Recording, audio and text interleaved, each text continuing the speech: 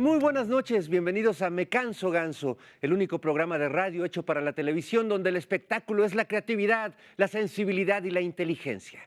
Yo soy Fernando Rivera Calderón de la Barca en que me iré y esta noche estará dedicada a la música, esa extraña forma del tiempo, como le decía Borges. Y es que hoy nos acompaña un gran maestro que dirige orquestas como si fueran mares que pasan de la tempestad a la calma con apenas un movimiento de sus manos. El maestro Enrique Dimeque. ¡Uy! Y en la música tendremos a un músico y productor paraguayo-mexicano, que es además uno de nuestros grandes virtuosos del arpa, el maestro Celso Duarte. ¡Uy! Y bueno, ahora saludo a los músicos del Titanic, Norma Baldo y Javiolín, que encabezan el cartel del Festival Vive Marino. ¿Cómo están, amigos? Muy bien, Fer, aquí mira, repasando el lenguaje oculto, que solamente los músicos iniciados tenemos la facilidad de hablar. No sabía que tenían un lenguaje oculto, ¿de veras? Así es, Fer. Por ejemplo, si quiero saber si Normita está sola, yo le pregunto, oye, ¿estás? Y si estoy, le digo, Órale. ¿Y como qué otras palabras se saben, amigos? Cuando el Javiolín se va a las bodas, se va peinadito así bien. Relamido. Híjole, maestro. No, bueno, ya dejemos ahí el lenguaje del secreto de los músicos, porque la verdad, ¿saben qué? Quema mucho el... Pero bueno, ahora es momento de presentar a un muy talentoso músico, productor y arreglista que toca las cuerdas del corazón. Con ustedes, Celso Duarte. ¡Woo!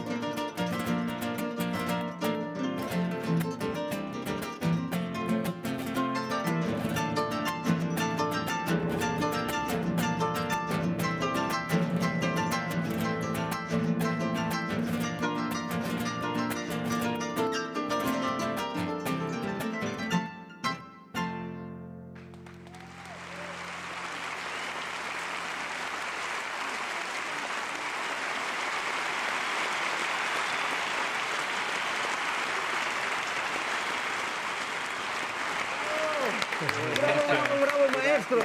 Gracias, Fernando. Don Celso Duarte, ¿cómo estás? Querido. Muy bien, bienvenido. Gracias, muchas gracias. Juan José, ¿cómo estás? Bienvenido. Qué gusto escucharlos, qué música tan hermosa hacen. Ay, Ya llevaba un rato queriendo que Sí. viniera Celso acá.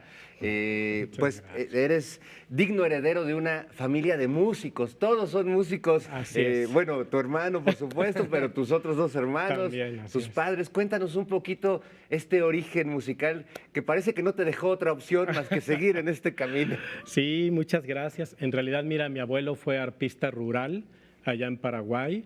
Él no se dedicó al escenario ni nada, sino para su comunidad hacía música. Y bueno, papá ganó en 1964 un concurso muy importante que es el primer certamen nacional de folclore. Dura un año porque hay tantos arpistas en Paraguay que se clasifican y ganó en Asunción y eso le permitió al llegar a México en 1970. Aquí conoce a mamá. Mi mamá es del DF, pero mis abuelos eran de Jalisco, de Yagualica, Jalisco, que también es tierra de arpa, Jalisco, Claro. ¿no? Y bueno, nosotros crecimos en casa, como lo recuerda mi hermano Juan. Papá nos dejaba los instrumentos hacia la altura de los sillones y así para que los agarráramos, sí. Y ya cuando veía que había algún interés, decía, ay, tú estás tocando esto, ah, mira, tú tienes que hacer esto para acompañar a tu hermano. Y así como que empezó a enseñarnos a ensamblar. Y bueno, en algún momento en una toma de conciencia familiar también mi mamá dijo, tienen que estudiar música de concierto. Yo estudié violín 8 años como carrera. Él estudió flauta y así Rodrigo toca el cello, mi hermana el fagot. Entonces, bueno, desde niños empezamos con la música de raíz, pero también pues con esta base de la música clásica. Y eso te ha permitido, bueno, convertirte también en arreglista, en productor, pero Así es. tu instrumento es el arpa, ¿no? Sí. Más allá de que sean multiinstrumentistas, el arpa conecta ya con tu corazón. Como violinista era muy buen arpista, esa era la verdad, ¿no?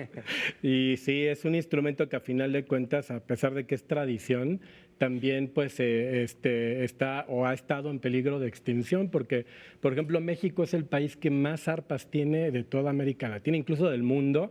Hay arpas en Michoacán, en Durango, en Zacatecas. El mariachi empezó con arpa en Jalisco. El arpa del son jarocho, que El es arpa del son diferente, tiene jarocho sus que- variables, ¿no? Híjole, que además es una arpa muy rica rítmicamente, con un lenguaje así muy, también técnico, muy, muy vistoso. Y de alguna manera, pues también, pues como con este compromiso de rescatar, ¿no?, distintas tradiciones del arpa. En pandemia regresé un poco al arpa paraguaya, ya tenía un tiempo como... Este es el arpa Este es el paraguaya. arpa paraguaya tradicional, no lleva un clavo, es lo que es el poste con la cabeza y la caja, que es de una sola pieza por la parte de atrás. Qué belleza. Y no lleva realmente ni siquiera un clavo, es toda de madera. Y bueno, sí, todo este mecanismo que te permite como guitarra afinarla más rápido y demás, pero también a mí me gusta más todavía el sistema tradicional de la... Claro. de la Lo llave. padre es que además es bien fácil llevarla en el taxi y todo, o sea, no hay problema. Casi cuando no te tienes- cobran. Casi no te cobran. bueno, no. Sí, sí. Y esta otra arpa que tienes acá atrás, Ajá, esa otra arpa es una arpa semicromática, está hecha en Francia, pero está basado en un diseño del arpa llanera de los llanos de Venezuela y de Colombia, para dar una opción también un poco a tener un arpa con diferentes opciones de cromáticas. Que, bueno, el arpa paraguaya desde el año 80, desde los 80 ya incluía lo que son estos relevadores o que son levers para poder hacer semitonos. Un arpa así como esta es como tener las teclas blancas del piano, Claro. y con esta pues tenemos mucho más posibilidades cromáticas, no completas, pero sí. oye, Juan José, ¿qué se siente? Bueno, primero ser parte de una familia donde la música brota por todos lados, pero también te quería preguntar sobre la música tradicional, que a veces se piensa que es una música que ya está ahí, como que ya no se puede mover. Y ustedes demuestran que es música viva, ¿no? Y que está todo el tiempo en constante transformación. Cuéntanos un Sí, poquito. pues realmente también lo que pasó con nosotros, como fue una cuestión que aprendimos jugando, la música tradicional, bueno, pues como es una cuestión que no está escrita, pues cada grupo, dependiendo las capacidades técnicas, le agrega o le quita. Bueno, si yo nada más me sabía 2 acordes, pues en 2 acordes me hago todo, ¿no? Entonces eso nos ha permitido pues seguir jugando con eso. Si alguien ya se trajo algo más del lenguaje, bueno, lo va incluyendo y así el folclore en todos lados va más bien teniendo sus resurgimientos y bueno, sus transformaciones, ¿no? Qué maravilla. Sí, ¿no? pero jugando siempre, yo y creo, romper ¿no? moldes también. lo escuchaba en uno de tus programas, los policías del folclore, que de repente también estas reglas son también de un tiempo para acá, ¿no? Es música festiva tradicional que en realidad no era tan estricta, pero también muchas veces como artista tienes que, pues tu visión de esa interpretación es así, pues también llevarla escénicamente a eso. Claro, ¿no? pues qué maravilla. Vamos a seguir escuchando más música de ustedes, por supuesto, mi querido Celso. Muchas gracias, Juan José, muchas gracias por acompañarnos. Muchas gracias. Y aprovechamos también para mandarle un abrazo a la querida Lila Downs. Así Tú es. tocas con ella, la has producido con ella. Sí. Falleció su compañero de vida. Así es, y ha sido muy emotivo pues para mí llegar al programa con esta noticia. De hecho, también en parte, pues mi hermano me acompaña por lo mismo, ¿no? O sea, yo venía solo, pero también digo, en esta ocasión me siento acompañado y pues a Paul le dedicamos pues nuestra ejecución del día de hoy. Un fuerte abrazo para mi comadre Lila y pues saliendo del programa, bueno, voy a Oaxaca a estar con ella. Pues nuestras condolencias, lo sentimos mucho y un abrazo para la querida Lila y bueno, pues que descanse en paz el Muchas querido gracias. Paul también. Muchas gracias, Celso. Y nosotros, bueno, pues seguimos aquí en Me Canso Ganso. No se vayan, amigos, quédense con nosotros.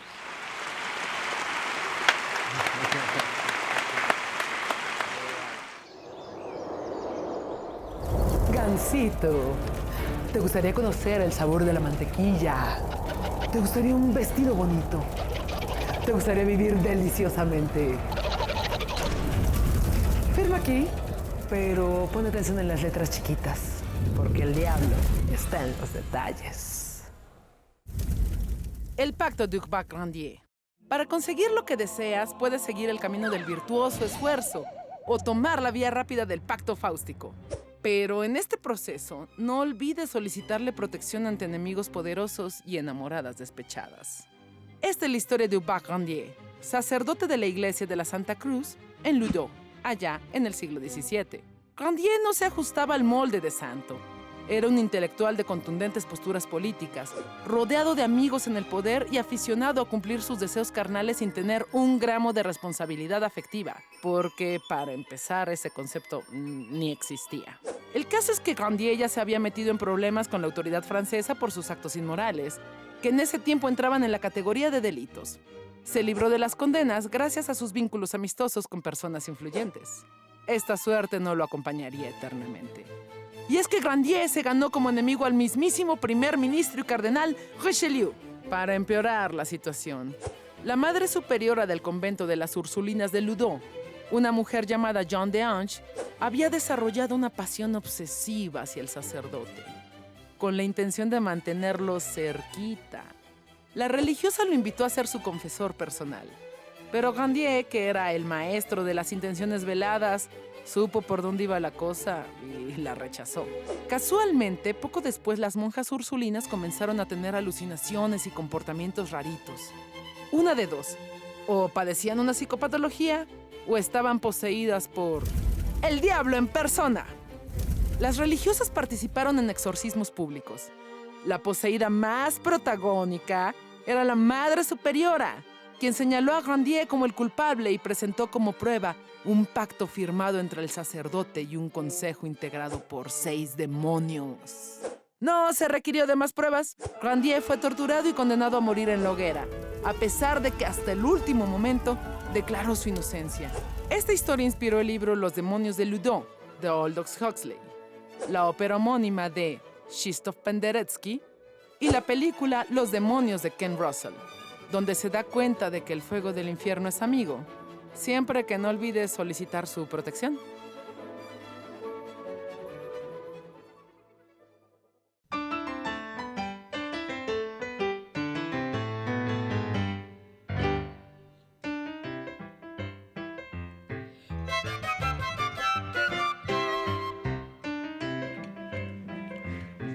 Bueno, ya estamos de regreso en Me Canso Ganso y es momento de presentar a un extraordinario director de orquesta, violinista, compositor y referente a nivel mundial de la música sinfónica. Le damos la bienvenida a Enrique Dímeque. ¡Uy! ¡Bravo! ¡Maestro!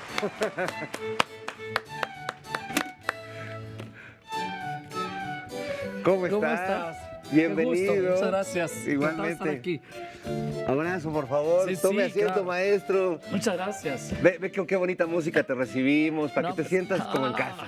Pues estoy como en casa, mira, ya me puse cómodo. Me parece muy bien, muy bien. Oye, te veo ahora en tu hermosa entrada abriendo las manos y uno se siente como obligado a tocar algo cuando ve tus movimientos. Eres un director de orquesta efectivamente maravilloso, que usas las manos, renunciaste a la batuta y cuando te ve uno dirigir, parece que estás dirigiendo fuerzas de la naturaleza. ¿Te acuerdas ese cortometraje de Walt Disney del aprendiz de brujo sobre la música de Paul Dukas? Que está Mickey Mouse moviendo y las escobas y las cubetas y todo empieza a suceder. Sensacional, de fantasía. De fantasía. ¿No te sientes a veces más que como un director de orquesta, como un mago, como un gran conjurador de fuerzas de la naturaleza? Pues mira, va por ahí la cosa. Yo creo que el director de orquesta ya realmente ya está pasado de moda.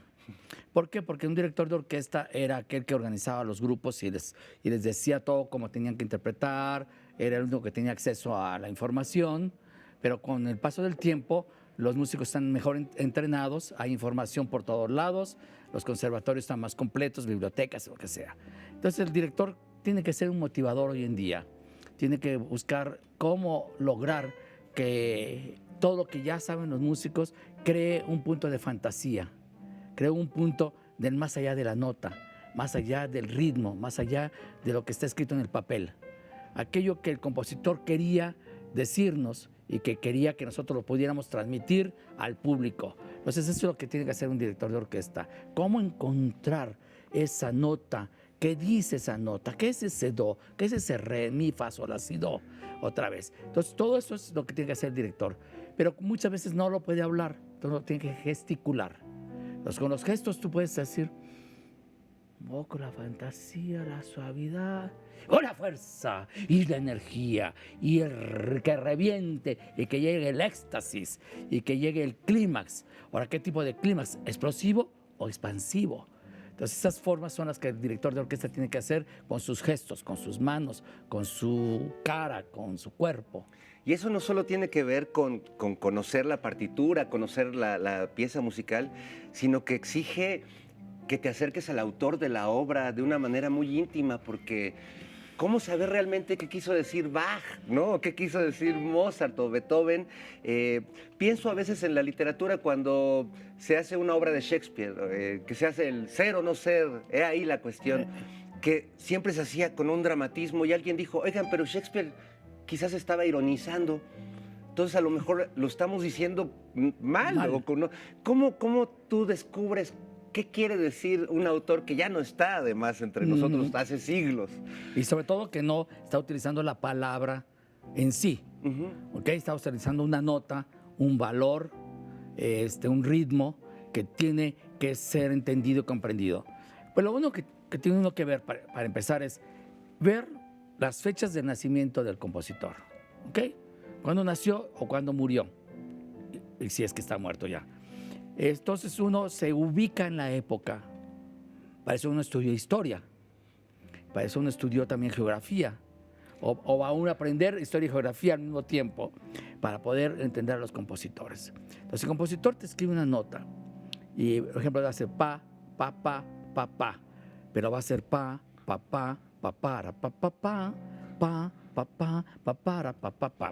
¿Qué dices tú? Bueno, ¿qué época fue escrita? ¿Cómo se vestía la gente? ¿Cómo se comportaba la gente? Los que tienen que ser de pa, pa, pa, pa, pa, no. ¿Y qué tiene que ser? Pam, pa, pa, pa, para, pa, pa, pa, pa, pa, pa, pa, para, pa, pa, pa. Te ubicas en la época. Claro. Incluso cómo bailaba la gente en ese tiempo, todo, exacto, ¿no? Tiene que ver con todo, el entorno, la forma de vestir, la forma de comportarse, la educación que tenían y quiénes eran los que estaban siendo los personajes. Porque esos son los que estaban en una corte, en un lugar cerrado y que eran, entre comillas, personas elegantes. Pero había música que podía ser más de una forma distinta, ¿no? Que podía estar tocada con una fuerza muy diferente. Por ejemplo, tarararán, tarararán, tirararararararán, pam, pam, prira, pam, pam, prira, pam, pam, pi, pam, pam, pam. Pura alegría, ¿no? Sí, es una danza turca. Entonces, ¿cómo visten los turcos, no? Con sus gorritos acá, con su chalequito, con sus pantalones bombachitos, y se mueven más rápido. Y luego hay las que son las danzas rústicas, que son los que bailaban los campesinos. Y que se ponían así los brazos y se jalaban de un lado para otro. Es un ritmo mucho más pesado. Más pesado, más rústico. O los que agarraban su tarro, como nosotros ahorita, me canso ganso que sí. Y Prost. Y le haces así, pum, pum, pum, pum, pum, pum, pum, pum, pum, pum, pum. Es algo más rústico. Claro. Y entonces así es como el director lo va a poner. Entonces cuando los músicos agarran su partitura y ven, pam, pam, pam, pam, pam, pam, pam, pueden entender, bueno, vamos a ver, ¿pero qué es? Entonces el director dice, es una danza rústica. ¡Ah! Entonces, pam, pam, pam, pam, pam, pam, pam, pam, pam, pam, pam, pam, los coros, no, los tambores, pum, pum, pum, pum, pum. Entonces el director es que los va guiando y le dice, no, ¿sabes qué? Un poquito más para acá, un poquito más para allá, para que vayas interpretando, para que la gente empiece a ver como si fuera una película. Una máquina del tiempo, de pronto, ¿no? Sí, todo empieza a tener figuras, empieza a tener colores. Y esas son las cosas que trata uno, cualquier músico lo puede tratar, pero en un caso de una orquesta, el director es el que los va a guiar para que tengamos una sola interpretación, que no haya 700 interpretaciones o 70, sino que sean una sola interpretación, una unidad. Y por eso estudiamos, para eso nos entrenamos, para poder hacer eso. Y lo primero que buscamos es, ¿qué es lo que un ser humano tiene como fuerza? Primeramente la mente, ¿no?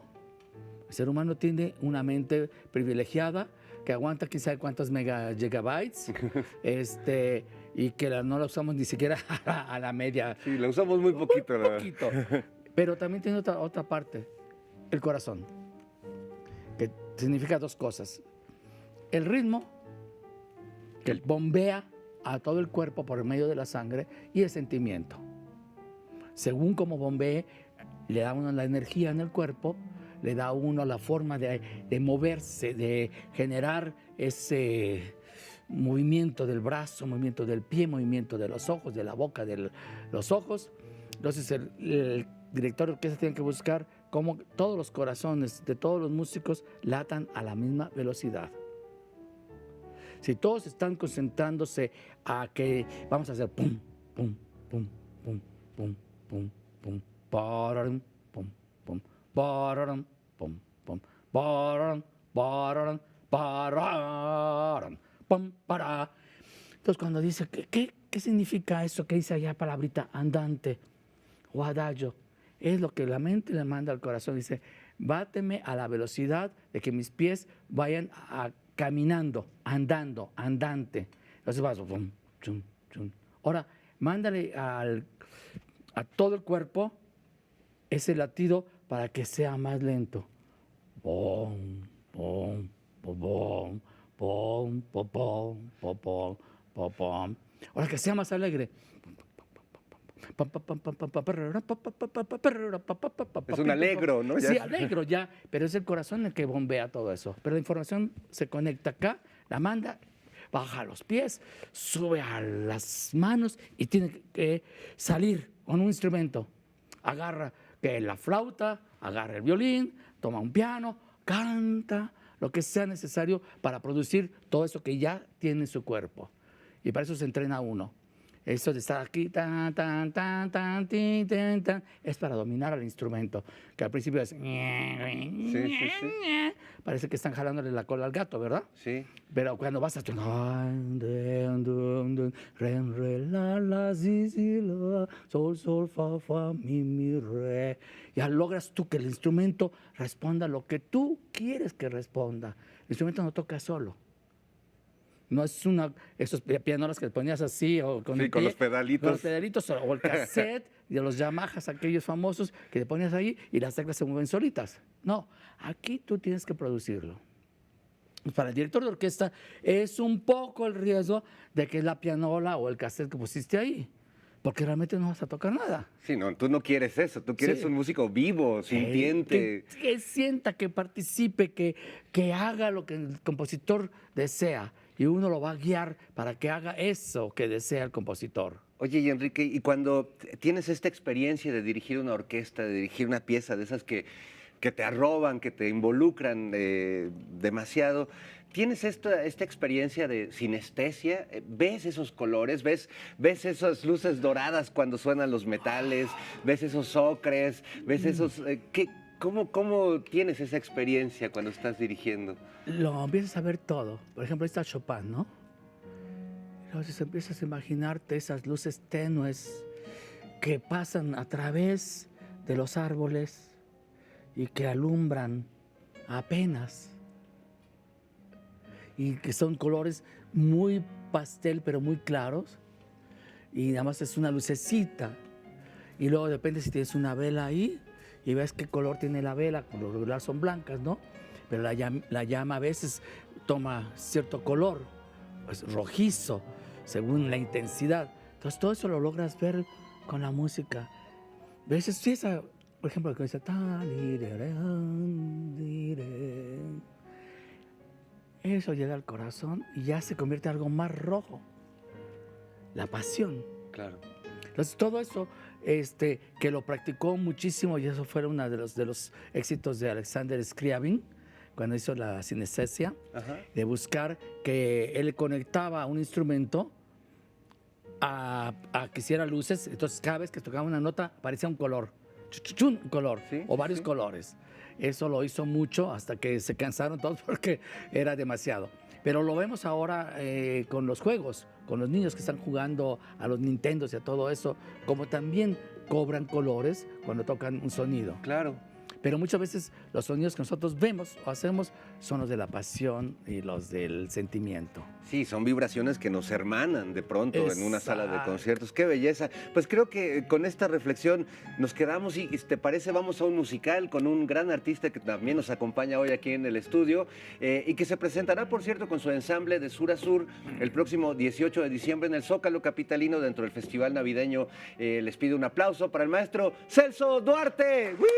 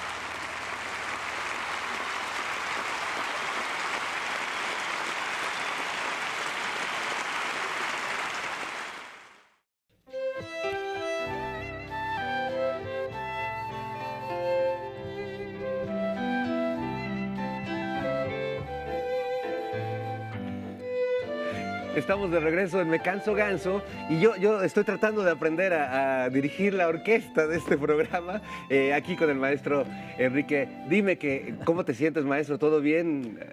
Encantado, estoy fascinado, muchas gracias. Me encanta escuchar buena música, me encanta escuchar a los músicos, me encanta hablar de la música.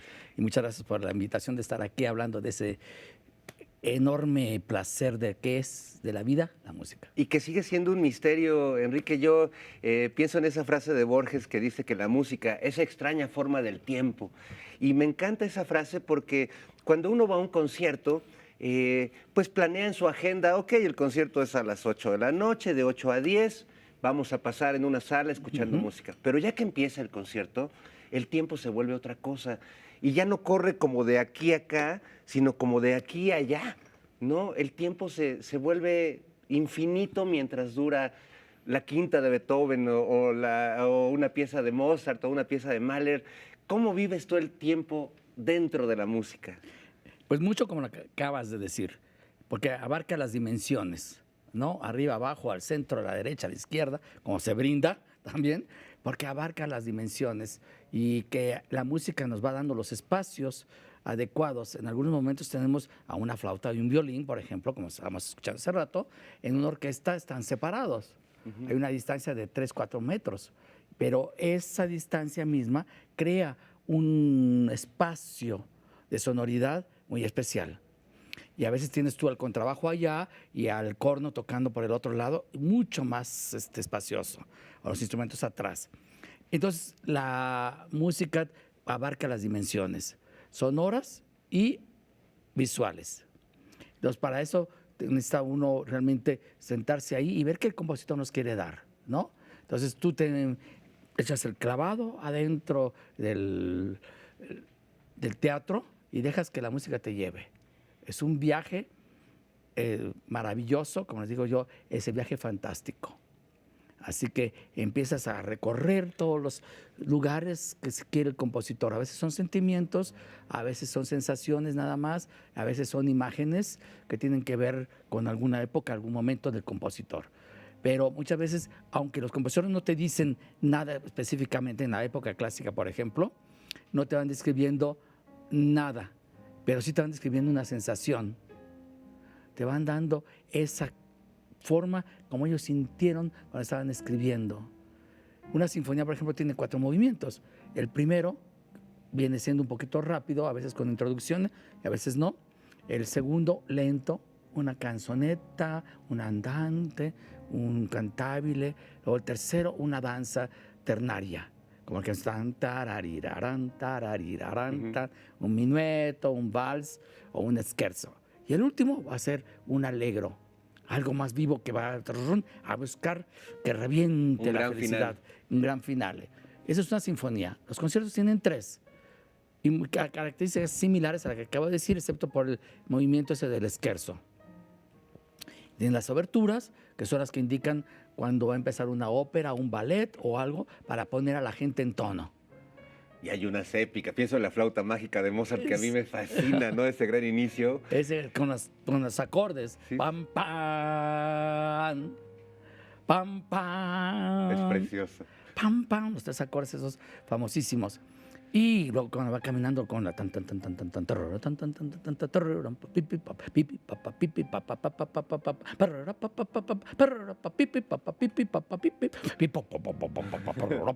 papa casi hay una especie de fuga. Sí, son contrapuntos maravillosos que nos van a encaminar precisamente qué es lo que va a pasar en la ópera. Son 3 diferentes cosas, ¿no? Es muy característico de Mozart utilizar los 3 puntos masónicos, obviamente, ¿no? Entonces, va a encaminarte con la fuerza de la noche y del día. Por eso la luna, que es la mamá, la reina de la noche, y el sol, que es el zarastro, el padre de la hija que se va a casar con el fulanito que tiene que tocar la flauta para convencer a todo el mundo de que sí es el elegido de la hija, ¿no? Sí. Muy divertida, por cierto, además. Sí. Además que tiene muchas otras cosas, ¿no? Estamos haciendo la historia rápida, la síntesis. Pero la música precisamente es la que aglutina el canto, la danza y el sonido de los instrumentos. Entonces, por eso cuando uno va a una casa de ópera, que se le llama así, o una sala de conciertos, va a ver todo lo que la música nos puede ofrecer en sus formas distintas. Y a mí me gusta un concepto o una emoción que nos lleva a la música, porque a veces cuando no hay una formación o una educación, pues uno dice, ¿qué opinas de esta pieza? Pues es bonita, me gustó, no me gustó. Pero a mí me gusta mucho la idea de lo sublime, que es otra cosa, va más allá de lo bello, va más allá de lo terrible. Sucede a veces cuando uno está escuchando, no sé, la Pasión de San Mateo de Bach o un nocturno de Chopin, de estos que tocan fibras muy delicadas del alma, o a Beethoven en toda su explosión. ¿Qué es lo sublime para ti en la música? ¿Cómo accedes a ese lugar que conecta con lo divino, con lo sagrado, ¿no? Con esas viejas motivaciones de quienes hacían música en el siglo XIII, XIV? No sé, ¿cómo vives eso? Pues mira, depende ahora sí de las obras que vayas a interpretar, porque todas tienen que ver con algo de expresión sublime. Hay cosas que son sublimes hacia lo divino, hacia el creador. Hay cosas que son sublimes hacia el amor mundano, al amor de las gentes. Y luego las que son sublimes, épicas, en las que tú logras conquistar finalmente o defenderte del enemigo. Entonces, todas esas cosas las vas a ver y las vas a poder entender en la música, y algunas son explosivas y otras son expansivas. Por lo regular, la música latina, que parte obviamente en el caso de Italia, España, para acá, es explosivo. ¿Cómo se llama? El clímax, ¡pa! ¡Pa! ¿No? En cambio, en la música germánica es expansiva. El clima es expansivo. O sea, va tom, tom, tim, pom, pom, pom, pom. Y cada vez está.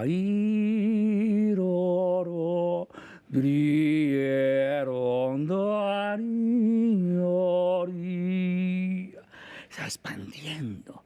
Y no tiene un fin. Es más, lo vemos como mal. Nunca quiere acabar, como dicen los dichos. La cacofonía no quiere acabar. Entonces, La rusa, ¿cómo la verías? Porque también tiene sus momentos de mucha explosividad, ¿no? Sí, la rusa tiene una combinación de ambas, y eso por su propia forma de los eslavos y de los tártaros y todos los que son parte de ese increíble país.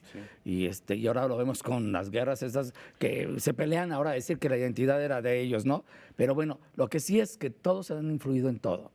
Desde la Catarina, la zarina, la Grande, se vio la influencia de la Europa renacentista, que parte de los italianos, la pintura y la escultura, el ballet y la danza de Francia, y la música tanto de Italia, del norte de Italia, como de Alemania. Entonces, las técnicas vienen de ahí. Ahora cada quien adapta, lo pone a su lenguaje, y de ahí nace esos coloridos que aparecen en la música y en la danza rusa, o tártara, o ucraniana, y que son muy coloridos, ¿no?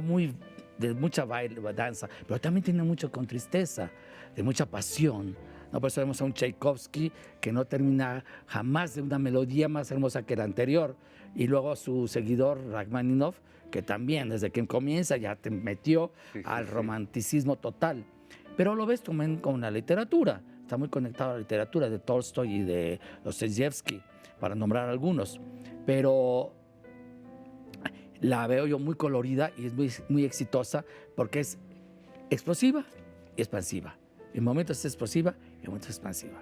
Entonces eso es lo que lograron hacer por la influencia que tenían de Europa renacentista y romántica, y bueno, clásica y romántica, y incorporaron todo, que al rato vinieron todos los países a hacer algo que llamamos el nacionalismo.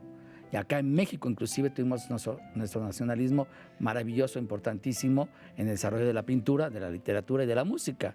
Y de la música, como estamos hablando de música, te puedo decir, pues ahí están Carlos Chávez, Moncayo y Galindo, por nombrar algunos, Bernal Jiménez, Manuel M. Ponce, que fueron los que empezaron a buscar los coloridos de nuestro país, de dónde partía esa influencia prehispánica, y cómo la fueron adaptando, y la parte también hispánica en cómo la pudieron hacer en romanticismo y en convertirla en un lenguaje más mexicano o más latinoamericano. Claro, quizás el ejemplo más claro para el gran público pues es el Huapango de Moncayo, que Pablo Moncayo pues va a recorrer distintas zonas del país donde hay sones, donde hay huapangos, y recoge viejos temas, ¿no? Tradicionales que se Así tocaban es.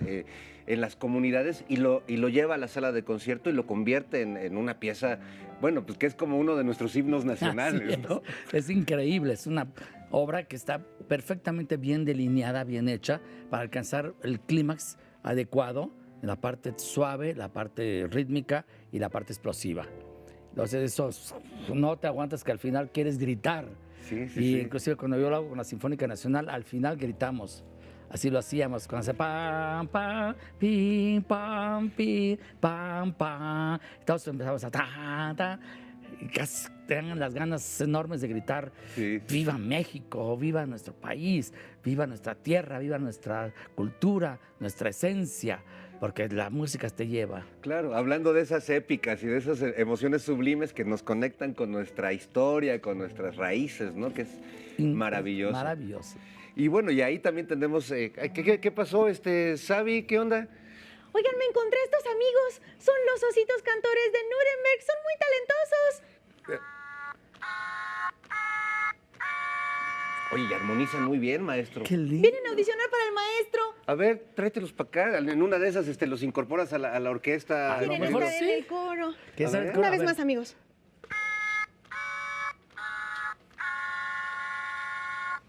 ¿Otra vez?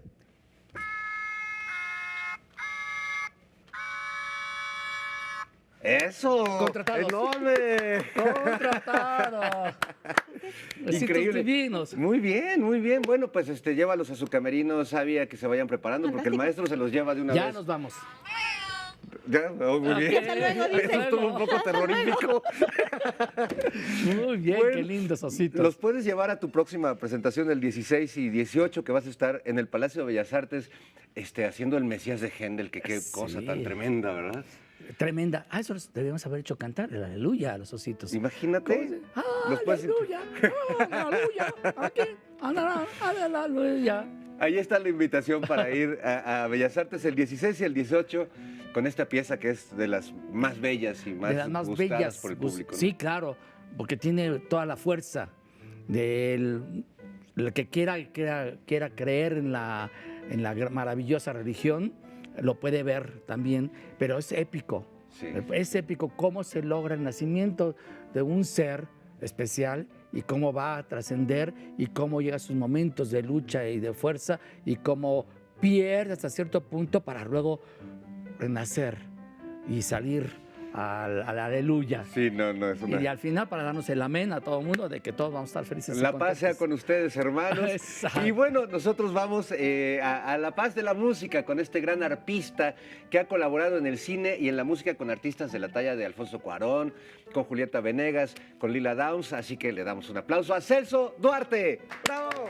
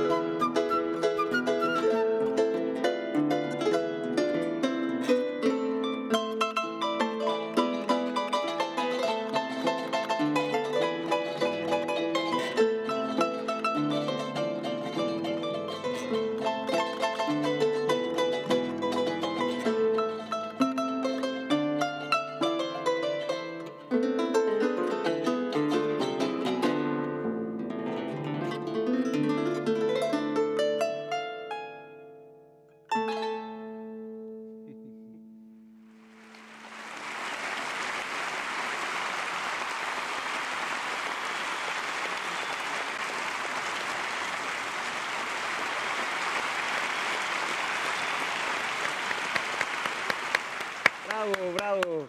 Bueno, maestro, hemos llegado de manera intempestiva al final de este programa. Parece una pieza muy, muy breve, la verdad, se antoja platicar más. Pero bueno, para cerrar, háblanos un poco sobre el silencio. Para ti, ¿qué significa? La música viene del silencio. Toda gran sinfonía, toda gran composición fue una idea silenciosa en la cabeza de su autor, y la música siempre camina hacia el silencio. Es como después de ese gran final, lo que viene es nuevamente ese lugar donde nace todo. ¿Cómo experimentas el silencio en tu vida como director, pero como persona también?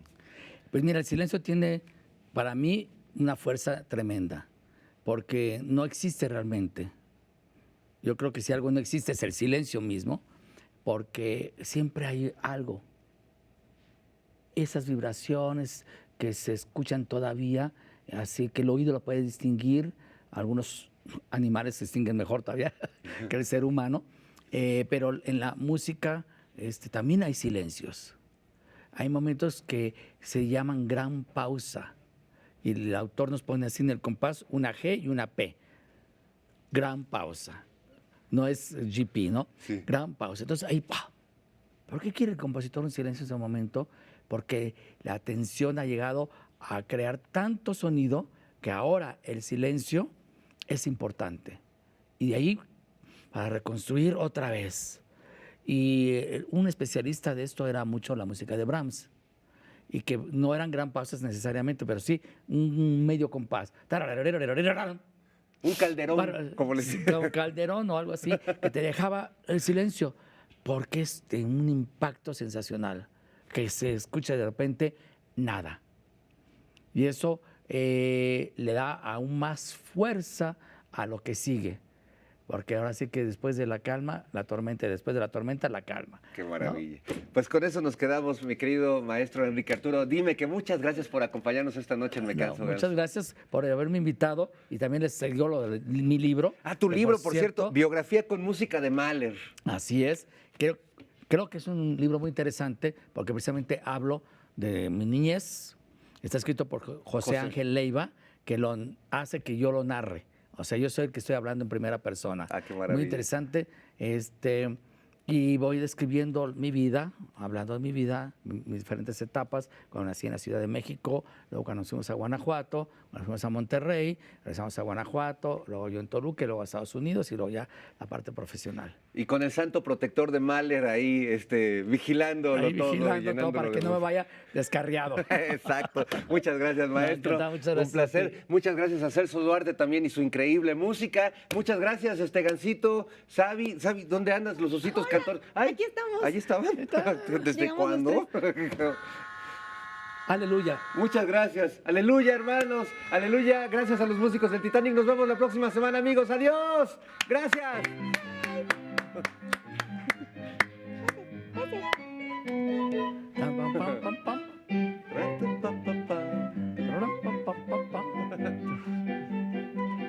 Tan, tan, tin, ton, tan.